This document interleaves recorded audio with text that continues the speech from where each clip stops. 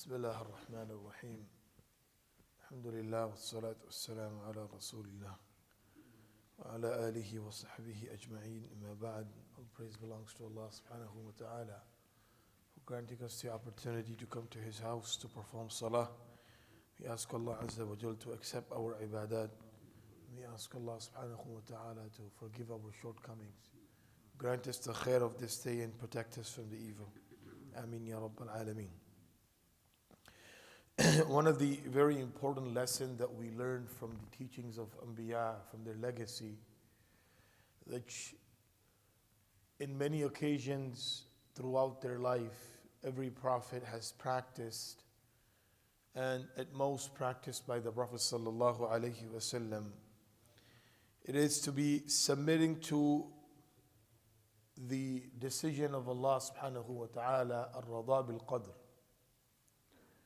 Al-rada bil-qada is to be happy and sufficient and completely content what Allah subhanahu wa ta'ala has decided. Umar ibn Khattab radiyallahu anhu says that how can I be satisfied when I know that what I think is good, maybe it's not good. And what I think it's not good, maybe that is good. Sometimes we want certain things to be done in a way that we think that's best for us. But Allah subhanahu wa ta'ala, His decision, His way of things, His way of doing things are completely different. And we get unrested inside, irritated, disappointed for the fact that why is this happening to me, or why am I going through these difficulties, circumstances, and majority of the time a person is, maybe sick or ill, some kind of illness is there. And these kind of thoughts, they come into the mind of individual. And one thing that a person needs to develop in his mind, that when we have the full trust in Allah subhanahu wa ta'ala, this is part of that tawakkul that we've talked about. That when I am putting my trust in Allah, Allah subhanahu wa ta'ala never decides something that is harmful to me. Even in those circumstances where I am going through difficulty, there is khair inside. Allah is building me for something that is greater and better. As they say that every difficulty makes you stronger for a greater difficulty that might come in your life in the future. So every situation that a person goes through, Allah subhanahu wa ta'ala has decreed in such a way that these difficult moments, they become the most happiest moment throughout his life. And this is what we find, Ayyub alayhi salam going through the difficult years. For so many years he went through these difficulties and illnesses. Not only body, but wealth, family. He lost everything. When a person is afflicted in one area and other areas are completely fine, he starts to worry about and complain that why this one area is difficult and problematic, whereas so many other areas Allah Azza wa Jal has kept him in better than many other people around the world. So Ayyub alayhi salam, not only that he was sick, he had illness, he lost his family, his kids all passed away, wealth all gone, everything, he was just zero. And in fact, he was even taken out from his own locality because the type of disease that he had was contagious. But out of all of this, and then when those years went past, Mu'arrikhin writes about 8 to 10 years where Ayyub alayhi salam stayed in those difficult moments. And when those years went past, later on in his life, someone asked him that, you went through so many phases of life. You went through being the rich, healthy family, have so many properties, to be having nothing.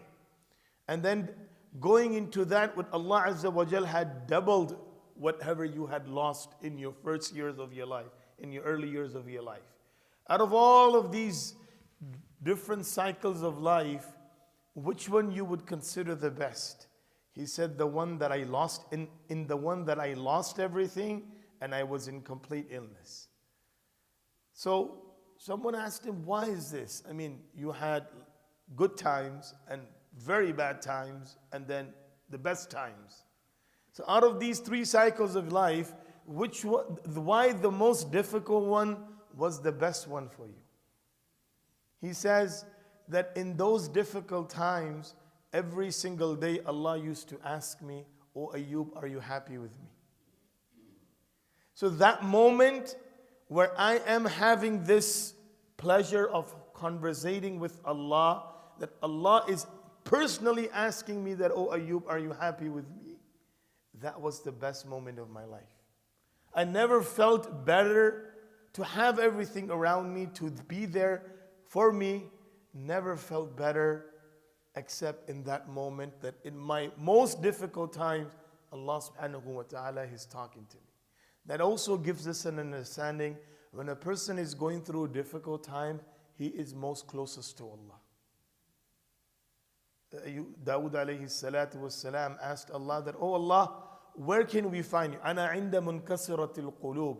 I am with those whose hearts are broken, who are going through tough times.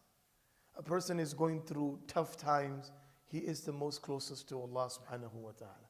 And at that time, he can gain from Allah what he is not able to gain in his normal times. It's not going to happen instantly. It's just a constant dua. Allah Azza wa Jal talks about that these Anbiya alayhim salam, they went through so much difficulty to an extent, حتى إذا استيأس الرسل وظنوا أنهم قد كذبوا جاءهم نصرنا فنجي من نشاء ولا يرد بأسنا عن القوم المجرمين. A Nabi, a prophet of Allah whose iman is so strong, they went through so many difficulties that there came a time where they were thinking that the help of Allah will not come, but the help of Allah came. This ayah gives us an understanding that you go through the peak of your difficulty, this is where Allah opens the door. You know, it takes 100 degrees temperature for the water to boil. It's not going to boil on a 50 degree, 60 degree, 70 degree. It needs to get to that 100 degree. So that is the meaning, that you go through so much that at the end when Allah opens that door, then everything becomes easy. This is what we call ar-radha bil-qada, being able to be content inside on the decision of Allah, because the lawmaker as well as the decision maker is never going to make decision for me that is going to bring harm upon me. Maybe it looks like it's a difficulty, but Allah is going to open the door of ease, as Allah Azza wa Jal has always promised. We ask Allah to grant us the understanding. Ask Allah to make it easy for us to take this lesson and to implement it into our life. And we ask Allah subhanahu wa ta'ala to make us among those who are satisfied with the decision of Allah subhanahu wa ta'ala. Ameen ya Rabbal Alameen. Subhanallah wa bihamdihi. Subhanakallahumma wa bihamdik. Wa nashhadu an la ilaha illa anta nastaghfiruka wa